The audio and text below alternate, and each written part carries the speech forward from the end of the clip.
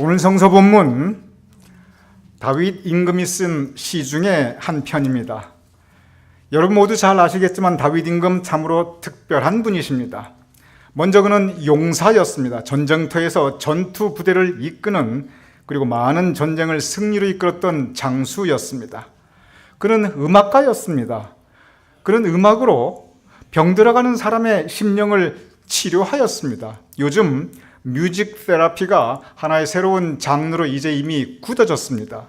그런데 아마 역사가 기록하고 있는 최초의 뮤직 테라피스트, 바로 이 다윗 임금이었습니다. 그는 또한 문학가였습니다. 많은 시를 썼습니다. 그 시편의 많은 시들 가운데 바로 이 아름다운 시들이 다윗이 지은 것입니다. 오늘 본문 그 역시 그가 지은 모든 시 중에서 가장 사랑받는 시, 동서고금을 통해서 많은 크리스찬에게 가장 사랑받는 그 시편 중에 하나가 바로 오늘 본문입니다. 오늘 본문 시편 23편 6절, 바로 가장 사랑받는 시의 가장 마지막 귀절입니다. 이렇게 기록되어 있습니다. 내 평생의 선하심과 인자하심이 반드시 나를 따르리니 내가 여호와의 집에 영원히 살리로다. 여러분께 이미 익숙하신 그러한 귀절입니다. 오늘 이 본문에서 내 평생, 이 내 평생이라고 하는 이 단어에 오늘의 본문에 초점을 맞추고자 합니다. 여러분과 저 우리 모두 주어진 인생이 있습니다. 그 모든 주어진 인생의 전체를 우리는 평생이라고 합니다. 사람은 한평생 살아가면서 다양한 각 인생의 단계를 거치게 됩니다. 여러분과 저 우리 모두 유년 시절을 지냈습니다. 그리고 소년, 소녀 시절이 있었습니다. 청춘의 때가 있었습니다. 우리 모두 한때 젊을 때가 있었습니다. 그리고 중년의 때가 있었고, 그리고 많은 분들 노년의 때를 지나고 계십니다. 그러면 우리가 평생, 내 평생이라고 하였을 때 이 인생의 각 단계 중에 이 평생은 어느 때를 의미하고 있습니까? 평생은 어느 특정 한 때를 의미하지 않습니다. 나의 지나간 모든 세월, 내가 지나왔던 그 모든 시간들이 모두 다 평생입니다. 그런데 이 평생은 지금까지 내가 살아왔던 그 날들만을 의미하지 않습니다.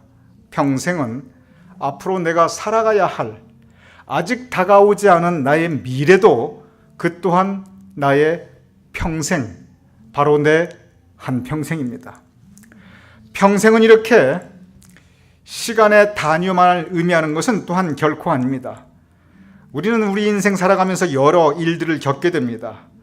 기쁜 일 또는 슬픈 일, 순탄한 일 또는 험난하였던 일, 사람들로부터 인정과 존경을 받았을 때, 또는 모함과 중상을 받을 때, 내 인생에 성공과 그리고 성취가 있을 때, 또는 반대로 내 인생에 실패와 낙심이 있을 때, 우리는 우리 인생 살아가면서 여러 가지 다양한 삶의 경험들을 겪게 됩니다.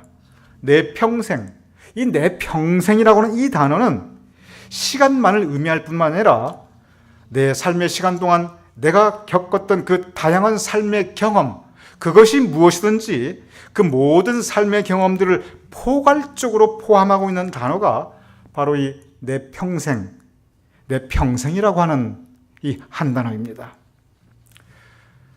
이렇게 우리는 한 사람의 한 평생이 어떠했는가, 다양한 표현들이 있습니다.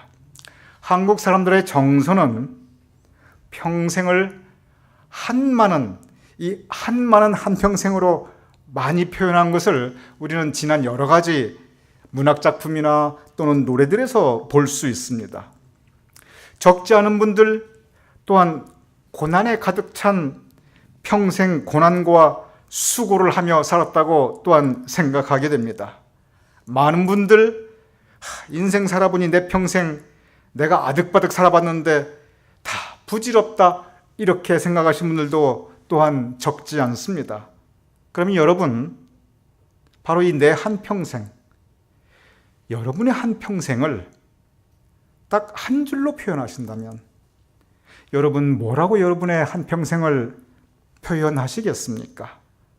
여러분은 내 한평생 스럽게 살았다, 이렇게 하시겠습니까? 아니면 내 한평생 참 돌아보니 고생하고 살았다, 또는 내 한평생 다 부질없었다, 이렇게 평가하시겠습니까? 우리 모두 한평생 살아가고 있는데 한평생 표현할 수 있는 그 단어와 표현, 여러분은 뭐라고 표현하시겠습니까? 오늘 본문의 다윗, 자신의 한평생을 이 한마디로 표현합니다. 내 평생의 선하심과 인자하심이 반드시 나를 따르니, 내가 살아보니 내 평생에 하나님께서 나를 선하게 대해주셨다. 내가 한평생 살아보았는데 하나님의 인자하심, 하나님의 사랑이 늘 나와 함께 하였다. 하나님께서 나를 선하게 참 잘해 주셨다. 하나님께서 부족한 나에게 사랑과 은혜를 베풀어 주셨다. 그러니 참 감사하다. 그 하나님, 내가 평생 찬송하며 살겠다. 이것이 오늘 본문의 말씀. 우리 한번 같이 읽어보죠. 시작. 내 평생의 선하심과 인자하심이 반드시 나를 따르니 내가 여호와의 집에 영원히 살리로다. 다윗의 시를 읽어보면 이 내 평생, 이 평생이란 단어가 상당히 자주 나옵니다. 시편 63편 3절에서 4절은 이렇게 기록되어 있습니다. 주의 인자하심이, 여기에 이 인자하심이 시편 23편의 인자하심과 똑같습니다. 사랑이라는 뜻입니다. 사랑과 은혜라는 뜻입니다. 주의 인자하심이, 즉 주의 사랑과 주의 은혜가 생명보다 나음으로 내 입술이 주를 찬양할 것이라. 그 다음 말씀, 이러므로, 즉 주의 인자하심, 그의 사랑과 은혜가 언제나 나와 함께 있었으니 그 이러므로 나의 평생에 주를 송축하리로다. 그의 인자심, 그의 은혜, 그 사랑, 내가 살아보니 하나님께서 나를 참 잘해주셨다. 그러니 내가 나의 평생에 주를 송축하리로다. 내 평생에 주님의 인자심이 있었으니 그러니 내 평생 주께 감사하며 찬송하며 살리라. 시편 104편 33절 이렇게 기록되어 있습니다. 내가 평생토록 여호와께 노래하며 내가 살아있는 동안 내 하나님을 찬양하리로다. 온통 내 평생에 대한 이야기입니다. 다윗은 곳곳에서 내 평생 하나님의 선하심, 하나님의 인자하심, 하나님의 사랑, 하나님의 은혜가 나하고 함께 했으니 그러니 내 평생 내가 살아있는 동안 내가 감사하며 살리라. 내가 찬양하며 살리라. 곳곳에서 다윗은 평생이라는 단어를 사용하며 바로 하나님의 은혜와 사랑, 그리고 내가 올려드린 감사와 찬양, 그는 그의 시편에서 고백하고 있습니다. 이러한 다윗의 시를 돌아보면서 다윗은 참 복받은 사람이다. 어떻게 그의 평생은 이렇게 감사한 일로 가득 차 있을까? 여러분, 그의 인생을 돌아보면, 그의 한평생을 가만히 찬찬히 살펴보면 절대 그렇지 않습니다. 다윗은 참 고생 많았던 분이었습니다. 먼저 그는 그의 한평생 전쟁을 참 많이 겪었습니다. 전쟁, 적어도 인간이 겪을 수 있는 극한 상황이 전쟁입니다. 전쟁은 사람이 가장 잔인해질 수 있는 그러한 상황입니다. 멀쩡한 사람도 아주 흉폭해질 수 있는 그것이 전쟁 상황입니다. 여러분, 6.25를 통해서 적어도 인간이 얼마나 잔인해질 수 있는가 우리 한민족은 처절하게 경험하였습니다. 인간이 평소에는 점잖았던 그러한 사람들이 무한대로 무자비하고 잔인해질 수 있다는 것을 여지없이 보여준 그것이 6.25입니다. 인간이 이념, 사상 얼마나 보기 좋아요.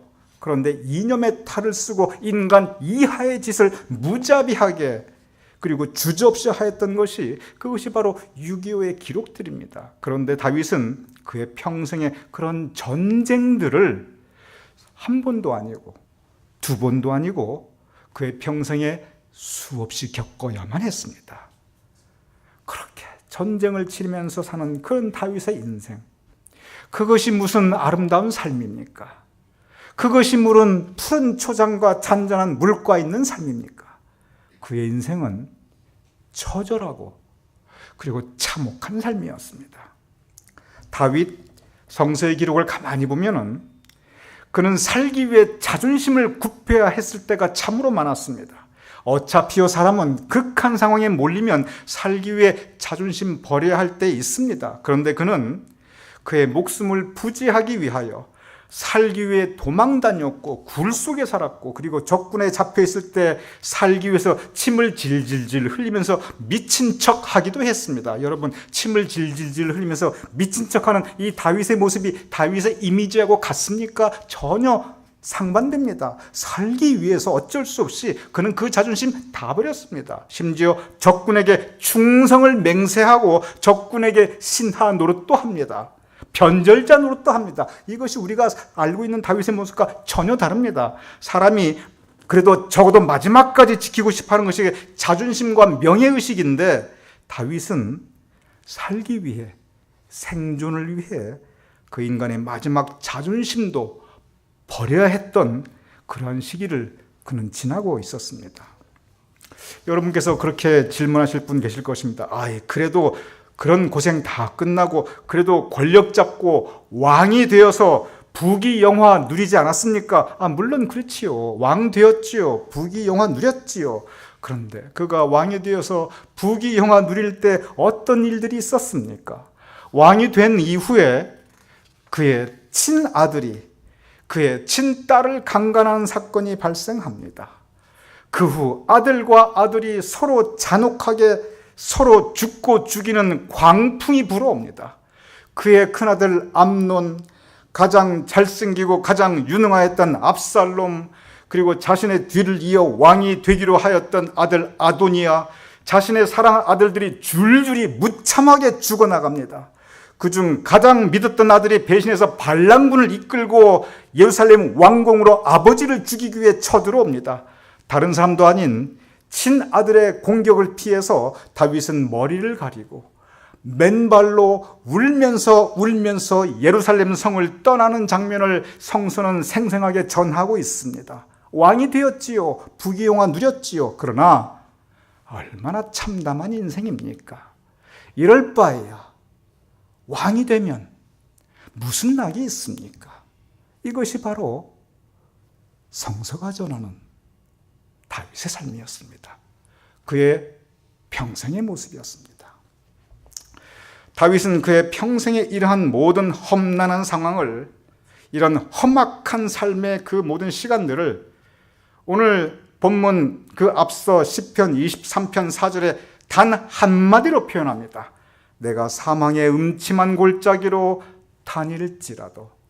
여기에서 사망의 음침한 골짜기, 이것은 단지 아름다운 문학적 표현이 아닙니다. 이것은 다윗이 살아왔고 살아내었고 그리고 거쳐왔던 그의 인생의 실제 모습이었습니다.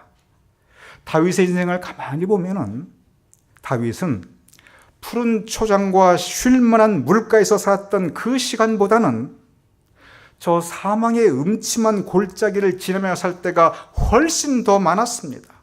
그러할 때, 그가 이 사망의 음침한 골짜기를 지날 때 다윗은 하나님, 내 인생이 왜 이렇게 꼬여버렸습니까?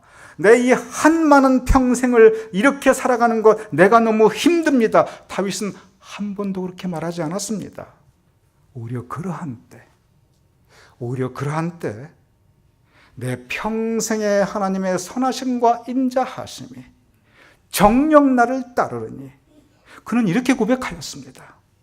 내 평생 살아보고 뒤돌아보니 하나님께서 나를 사랑해 주셨고 내가 살아가야 할 내 앞으로의 평생도 하나님께서 나를 사랑해 주시고 은총 나눠 주시겠지. 그는 이 고백과 믿음, 이것을 하나님께 올려드리고 있습니다. 여러분, 이러한 모습을 보면 다윗이 정말 믿음이 좋았구나. 꼭 그렇지 않습니다. 아무리 믿음 좋은 사람도요, 하나님 앞에 사람 앞에 넘어질 때 있습니다. 다윗이 하나님과 사람 앞에 넘어질 때, 하나님과 사람 앞에 범죄하고 잘못할 때 여러 번 있었습니다. 그때마다 하나님께서 노여워하십니다. 하나님께서 진노하십니다. 그래서 다윗이 하나님께 벌을 받게 됩니다. 그래서 성경을 가만히 읽어보면 이 다윗이 하나님 앞에 매맞고 벌 받는 장면이 여기저기 구체적으로 나옵니다. 다윗이 이렇게 하나님께 잘못해서 매맞고 벌 받을 때 하나님께 올려드렸던 시가 있습니다. 시편 30편 5절은 이렇게 기록되어 있습니다. 그의 노여움은 잠깐이요 그의 은총은 평생이로다. 우리 함께 읽어보죠. 시작.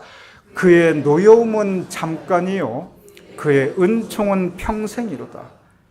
저는 다윗의 이 고백에 큰 은혜를 받게 됩니다. 다윗의 이 고백은 그가 매맞을 때, 그가 벌 받을 때, 그가 잘못하였을 때 노여워하시는 하나님 앞에서 그가 올려드리는 찬양입니다. 그의 노여움은 잠깐이요 그의 은총은 평생. 오늘 우리의 주제는 평생입니다. 그의 은총은 내 한평생 신실하시로다. 그렇습니다. 우리가 아무리 믿노라 하지만 우리가 어떻게 완전하겠습니까? 여러분과 저 우리 모두 불완전한 사람들입니다. 하나님께서 다윗에게 노여워하셨다면, 그렇다면 하나님께서 여러분과 저에게도 노여워하실 때가 있습니다. 목사님 그런 말씀하십시오. 적어도 나는 하나님 화나게 할 일을 한 번도 한 적 없습니다. 하나님은 나만 보면 하나님 평생에 맨날 기뻐했을 거예요. 내 평생 하나님 속썩인 적 없습니다. 여러분 가운데 이렇게 말씀하실 분 계십니까? 아마 없으실 겁니다. 우리 모두 하나님을 노엽게 할 때가 있습니다. 그래서 우리가 매맞을 때 있습니다. 하나님께 매맞을 때 다윗은 도망가지 않았습니다. 그의 신앙 저버리지 않았습니다. 하나님께 매맞고 벌 받을 때 에이 이제 신앙생활 안 한다. 여러분 쓰러져 낙심하거나 신앙을 떠나는 경우 종종 있습니다. 그런데 그의 노염은 잠깐이요 그의 은총은 평생이로다. 오히려 다윗은 하나님의 은총에, 내 평생 의지할 곳 하나님의 은총인데 하나님의 은총에 그는 더욱 의지하였습니다. 내 평생의 선하심과 인자심이 반드시 나를 따르리니 내 평생 하나님의 은총과 사랑 내가 의지하여 살 것이니 그의 노여움은 잠깐이요 그의 은총은 평생이로다. 바로 이 믿음이 다윗의 인생을, 그 험난하였던 다윗의 한평생을 바로 이 믿음이 지켜주었습니다. 이번에 한국 방문을 하였습니다. 어머니도 뵙고 그리고 처가댁에서 장인 장모님도 뵈었습니다. 어머님 올해 83세, 지금은 다리가 불편하셔가지고 이제 집 밖을 나가시는 것이 이제 아예 불가능하십니다. 그래서 보통 이 댁 내에서의 생활은 일주일에 5번 요양보호사께서 오셔서 기본적인 생활, 뭐 밥 해주시고 빨래하시고 청소하시고 쇼핑해주시고, 혹시 이제 나들이 할 거 있으시면은 어떻게든 모시고 다니시고 이런 기본적인 생활을 다 해주시고 계십니다. 그런데 어머니께서 거의 유일하게 집 밖에 나가시는 일들이 이 주일날 이 대예배 이 교회 나가시는 일입니다. 근데 혼자 못 가시니까 그 교회 교인분이 오셔서 같이 부축을 해서 그분 차로 모시고 가서, 그것도 그냥 가는 게 아니라 요만한 바퀴가 달린 작은 워커를 차에다 싣고 교회에서는 또 그 워커 밀고 그리고 또 댁까지 다 모셔드리고 이렇게 해야 교회로도 한번 다녀올 수 있습니다. 그런데 사람이요, 남에게 이 폐를 끼친다는 거, 더군다나 한두 번도 아니고 항상 남에게 이 폐를 끼친다는 거, 이게 마음에 보통 부담이 가는 일이 아닙니다. 참 그게 마음에 부담이 가고 짐이 돼요. 그러니 어머니께서 일주일에 한 번 교회에 가시는 것 외에는 그냥 나머지 일주일 내내 하루 종일 그 작은 아파트에서 그냥 혼자 이렇게 살고 계십니다. 이 집에서는 그래도 뭔가를 붙잡고, 워커라든가 의자를 붙잡고 이렇게 움직이시면서 냉장고 문도 열고 그리고 화장실도 가시고 이렇게 이제 생활하고 계십니다. 제가 그걸 보면 이제 조금 더 시간이 지나서 저렇게 움직이는 것도 못하시면 그때는 어떻게 되나, 제가 벌써부터 마음에 염려가 됩니다. 근데 저는 그렇게 살고 계시는 어머님을 보면서 그 어머니의 마음을 저는 아들로서 한번 상상을 해봅니다. 이제는 기능을 잃어버린, 움직이지 못하시는 저 두 다리가 얼마나 불편할까. 어디 한번 가시려도 남의 도움을 받아야 되고, 그래서 갈 수 있는 곳이 일주일에 딱 한 번 교회밖에 못 갔다 오시는데, 그렇게 살아가셔야 하는 그 상황이 얼마나 힘들고 원망스러울까. 사람이 다닐 수 없으면 그 인생의 그 라이프 퀄리티, 인생의 질이 확 떨어지는데 참 얼마나 그 마음에 힘드실까. 그런데 그 다리에 대해서 어머님이 하시는 말씀이 있었어요. 얘야, 내 평생 이 다리로 안 댕긴 곳이 없어. 이 다리로 미국도 가고 일본도 가고 중국도 다 갔다 왔어. 그러면서 하시는 말씀이 참 감사해요. 생각할수록 감사해요. 그렇게 말씀하시더라고요. 저는 다시 생각해 봅니다. 제가 만약에 그 입장이라면요, 아이고, 내 다리가 어떻게 하다가 이렇게 되어버렸나. 어디 마음대로 움직이지도 못하고 내 인생 내 모습 참 안 됐다. 저는 이렇게 생각할 것 같아요. 그리고 그렇게 생각하셔야 보통 정상입니다.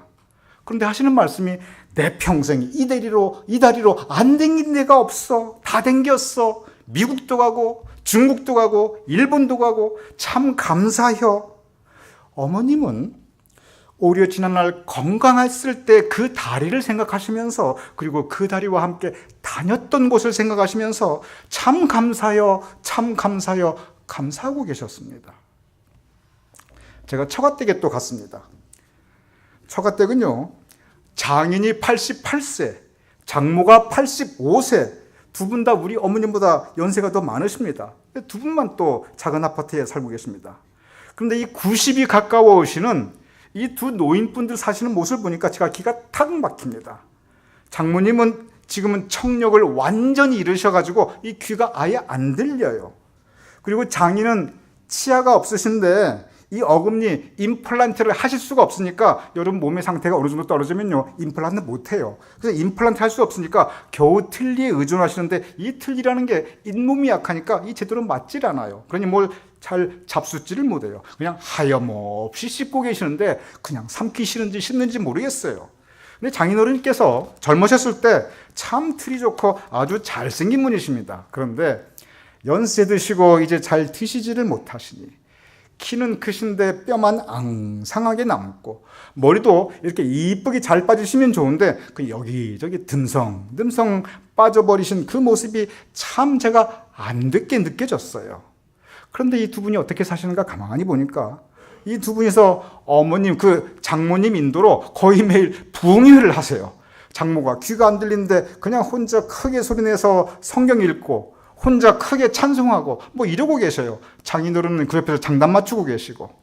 근데 하루는 장인께서 이제 바깥 출입을 하려고 나가시는데 장모님이 문 밖에 나가시려는 장인을 딱 불러 세우시더니 옷매무새를 이렇게 만지주세요. 그러더니 어깨를 툭툭 치시면서 하시는 말씀이 딱 한마디 하시는데 뭐라고 하시냐면 됐어, 멋져, 딱 한마디 하시더라고요.